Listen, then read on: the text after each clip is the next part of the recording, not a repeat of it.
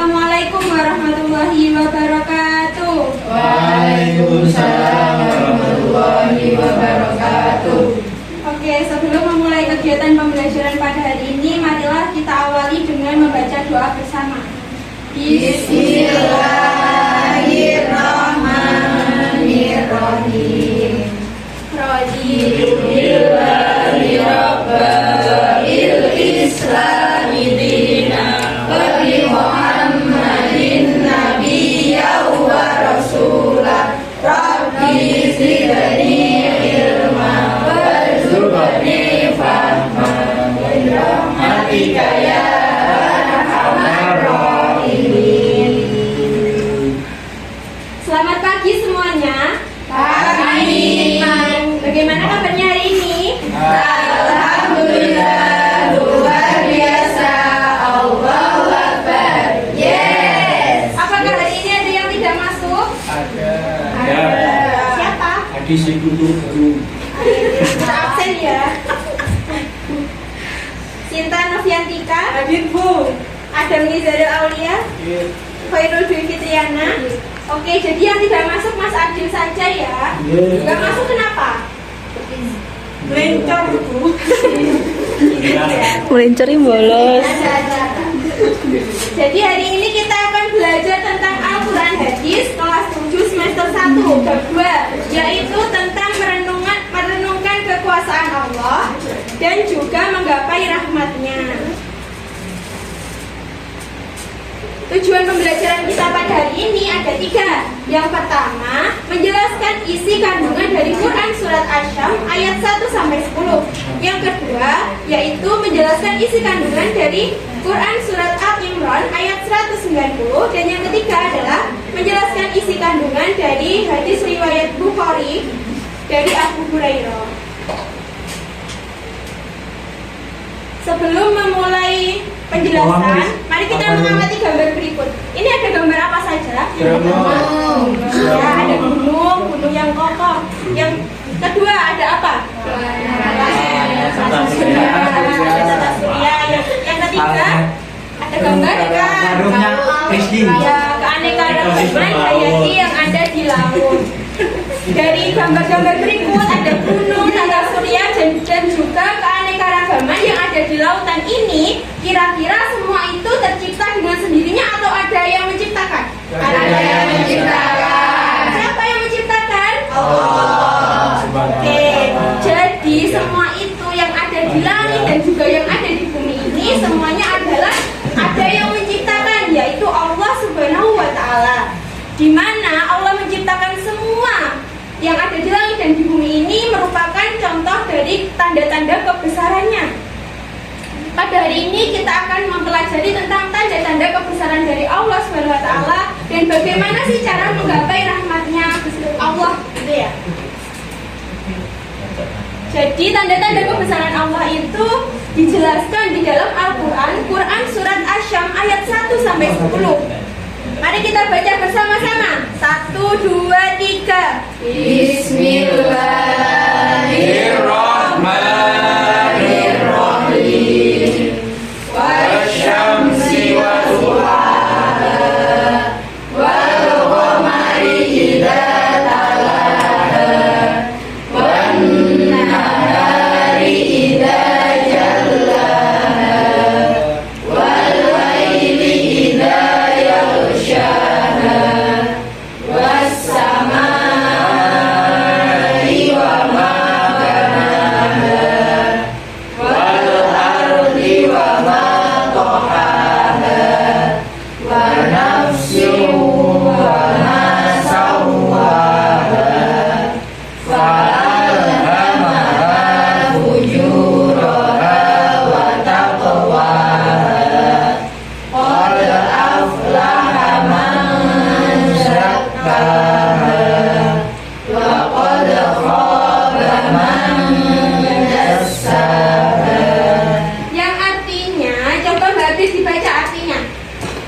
Ayat 1, demi matahari dan cahayanya di pagi hari. Ayat 2, dan bulan apabila mengiringinya. Ayat 3, dan siang apabila menampakkannya. 4, dan malam apabila menutupinya. 5. Dan langit serta pembinaannya. Oke, cukup. Dilanjutkan Mbak Fitriana. 6. Dan bumi serta penghamparannya. 7. Dan jiwa serta penyempurnaannya atau ciptaannya. 8. Maka Allah mengilhamkan kepada jiwa itu jalan kefasikan dan ketakwaan. 9. Sesungguhnya beruntunglah orang yang mensucikan jiwa itu. 10. Dan sesungguhnya merugilah orang yang mengabainya. Oke, dari Quran Surat Asyam ayat 1-7 tersebut, ayat 1-7 itu artinya tentang fenomena alam yang menakjubkan. Yang pertama, demi matahari dan cahayanya, Allah bersumpah menggunakan fenomena alam yaitu fenomena ciptaannya yaitu berupa matahari dan cahayanya. Allah bersumpah dengan matahari karena sinarnya yang memberi terang, panas dan kehidupan. Tanpa matahari, manusia dan seluruh makhluk hidup tidak bisa hidup di bumi ini. Jadi Allah itu bersumpah menggunakan matahari dan juga sinarnya. Yang bisa kita ketahui bahwa sinar matahari itu membawa kehidupan di bumi ini. Apabila tidak ada sinar matahari di bumi ini, maka tidak akan ada kehidupan di dalamnya. Dan matahari itu adalah contoh dari kekuasaan Allah. Yang kedua, dan bulan apabila mengiringinya. Jadi setelah matahari tenggelam, Allah menciptakan berupa apa? Berupa bulan. Bulan mengiringi matahari. Ketika matahari tenggelam, bulan muncul menggantikan, yaitu dinamakan pergantian antara siang dan malam. Ini menunjukkan keteraturan dari ciptaan Allah. Yang ketiga, dan siang apabila menampakkannya. Allah menciptakan siang agar apa? Agar manusia bisa beraktivitas, agar manusia bisa bekerja dan lain-lain. Allah juga menciptakan malam, dan malam apabila menutupinya. Allah menciptakan malam dengan menutupi cahaya matahari sehingga suasananya menjadi gelap. Waktu malam diciptakan Allah adalah agar untuk manusia bisa beristirahat dan juga bisa menenangkan diri. Yang kelima, dan langit serta pembinaannya. Langit diciptakan oleh Allah dengan sangat kokoh, luas, dan rapi. Ini menunjukkan betapa hebatnya dan sempurnanya ciptaan Allah. Dan yang ketujuh, dan jiwa serta penyempurnaannya. Allah menciptakan jiwa manusia dilengkapi dengan akal, pikiran, dan juga perasaan, dan disertai dengan fitrah yang condong kepada hal kebaikan. Jadi dari ayat 1-7 tersebut Allah menjelaskan Allah itu menciptakan dengan tanda-tanda kebesarannya. Allah itu ingin menunjukkan Allah menciptakan matahari, bulan, siang, malam, langit, bumi, dan juga jiwa manusia yang diciptakan dengan penyempurnaannya. Lalu Allah itu menegaskan lagi di ayat yang nomor 8, di mana isinya adalah Allah mengilhamkan jalan kefasikan dan jalan ketakwaan. Jadi Allah menciptakan semua yang ada pada ayat 1-7 itu agar manusia itu bisa memilih mana jalan yang benar dan juga mana jalan yang salah. Selanjutnya ayat 9 dan sampai ayat ke-10 ini menunjukkan sumpah Allah. Apa sumpah Allah? Ayat yang ke-9 itu Allah bersumpah bahwa sesungguhnya beruntunglah orang-orang yang mensucikan jiwa itu. Maksudnya di sini mensucikan jiwanya adalah orang-orang yang senantiasa berbuat baik, orang-orang yang menjauhi keburukan, orang-orang yang mengisi hidupnya dengan terus berusaha menjadi lebih baik dari waktu ke waktu. Maka orang-orang tersebut yang menghindari dosa tersebut dinamakan orang yang mensucikan jiwanya, orang yang beruntung di kemudian hari. Dan sumpah Allah yang nomor ayat ke-10 ini yaitu dan sesungguhnya merugilah orang yang mengotorinya.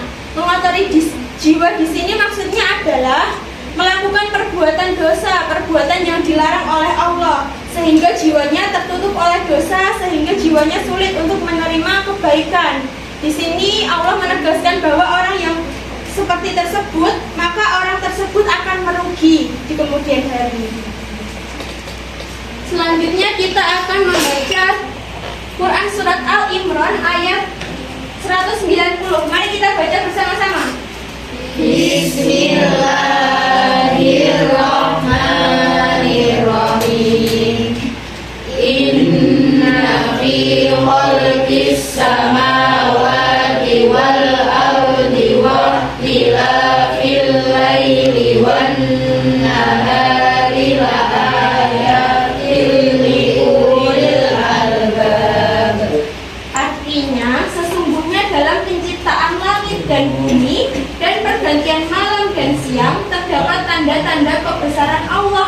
orang-orang yang mau berpikir. Quran surat Al-Imran ayat 190. Jadi Allah menciptakan langit, bumi, dan juga pergantian siang dan malam itu untuk apa? Untuk menunjukkan kebesarannya. Kepada siapa? Kepada orang yang mau merenung dan juga berpikir. Orang-orang yang mau merenung dan juga berpikir ini dinamakan ulul albab. Jadi orang-orang yang ulul albab ini pasti tahu Allah menciptakan siang, malam, langit, bumi itu adalah Allah yang menciptakan dan mengaturnya. Jadi pasti kita akan mengetahui bahwa hanya Allah lah yang berhak disembah dari kejadian itu. Selanjutnya yang terakhir isi kandungan dari hadis riwayat Bukhari dari Abu Hurairah. An Abi Hurairah an Nabi sallallahu alaihi wasallam qul inna Allaha lamma qadal haqqa mataka indahu fawqa arsyihi inna rahmati taghlibu ghadabi. Artinya dari sahabat Abu Hurairah radhiyallahu anhu, Rasulullah sallallahu alaihi wasallam bersabda, tatkala Allah menciptakan para makhluk, Dia menulis dalam kitabnya, dan kitab itu terletak di sisinya, yaitu di atas arsy. Sesungguhnya rahmatku lebih mengalahkan kemurkaanku. Hadis riwayat Bukhari. Di sini, di hadis ini Allah menegaskan bahwa rahmat Allah itu begitu besar sampai rahmat Allah itu menutupi murkanya. Jadi Allah ini, ayat dalam hadis ini menjelaskan bahwa sejak Allah menciptakan makhluk, Dia menetapkan bahwa kasih sayangnya selalu mendahului dan mengalahkan kemarahannya. Rahmat Allah diberikan tanpa syarat, bahkan manusia sudah Allah sayangi sejak belum bisa berbuat apa-apa.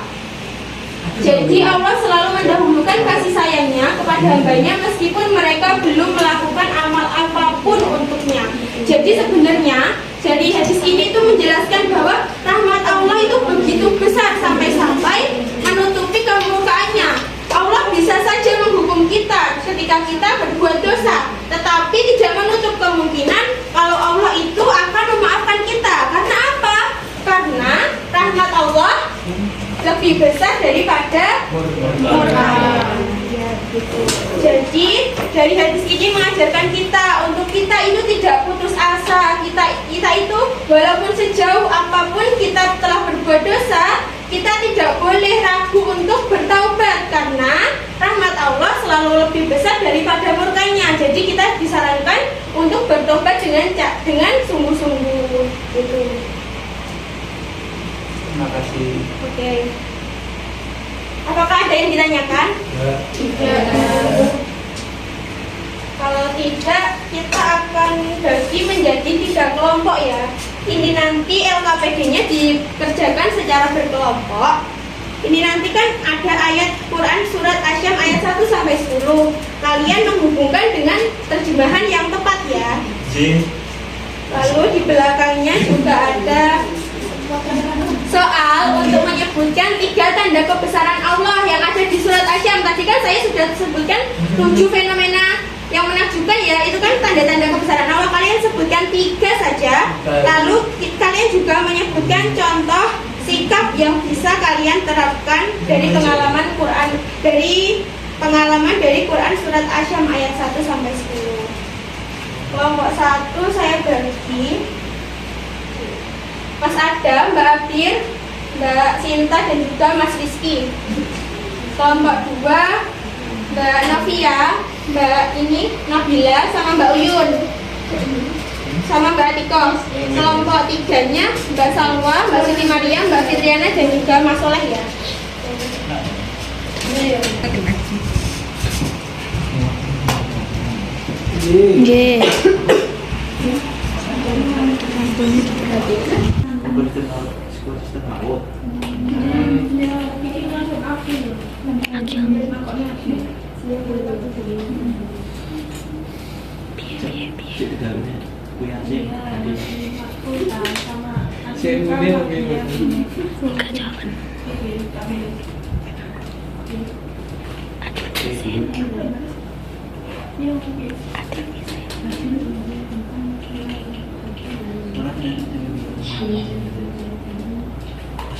Menjaga lingkungan sekitar.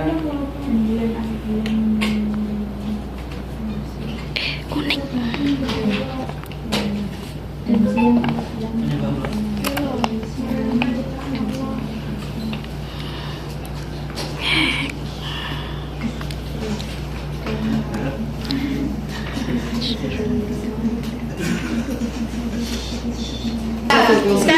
dikumpulkan sambil maju ya perwakilan per kelompoknya.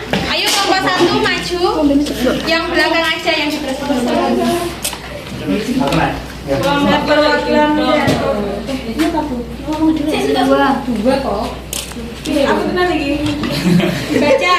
Contoh kebesaran Allah ada 3, yaitu apa saja? Yaitu yang pertama adanya siang dan malam, yang kedua langit yang tersusun rapi, yang ketiga ekosistem laut. Soal yang kedua, 3 contoh sikap yang bisa diterapkan dalam kehidupan sehari-hari sebagai bentuk pengalaman dari Quran surat Asy-Syams ayat 1-10. Yang pertama menjaga lingkungan, yang kedua merenungkan ciptaannya, yang ketiga bertaubat secara sendiri. Oke, kita beri aplaus untuk kelompok 1. Kita simpulkan dari pembelajaran pada hari ini bahwa alam semesta adalah bukti tanda kekuasaan Allah Subhanahu wa taala. Seperti contohnya yang sudah disebutkan dalam Quran surat Asy-Syams ayat 1-7, yaitu ada matahari, bulan, siang, malam, jiwa dan penyempurnaannya, dan juga langit dan bumi. Itu adalah tanda-tanda kekuasaan Allah. Dalam Quran surat Al-Imran juga dijelaskan, ditegaskan bahwa tanda-tanda kekuasaan Allah itu contohnya adalah pergantian siang dan malam, dan juga diciptakannya langit dan bumi. Jadi dari Quran surat Al-Imran ayat 190 tersebut, tanda-tanda kekuasaan Allah itu bisa dilihat hanya kepada orang-orang yang mau merenungkan dan juga orang-orang yang mau berpikir. Orang yang mau berpikir itu dinamakan ulul albab. Sedangkan sedangkan hadis riwayat Bukhari dari Abu Hurairah tersebut juga menegaskan bahwa rahmat Allah lebih besar daripada murkanya. Maka dari itu kita jangan segan-segan atau berputus asa untuk segera bertaubat ketika kita merasa sudah jauh dari Allah. Allah juga menegaskan orang-orang yang selalu beruntung itu adalah orang-orang yang mau mensucikan jiwanya, dan juga orang-orang yang merugi yaitu orang-orang yang selalu mengotori jiwanya dengan perbuatan-perbuatan dosa. Jadi dapat disimpulkan, dapat kita implementasikan sikap-sikap dari pembelajaran pada hari ini, yaitu kita harus selalu senantiasa bertobat dan juga tidak mudah putus asa dan selalu bersyukur atas semua nikmat yang diberikan oleh Allah Subhanahu wa taala. Akhiri pembelajaran pada hari ini, marilah kita akhiri dengan doa penutup secara bersama-sama dengan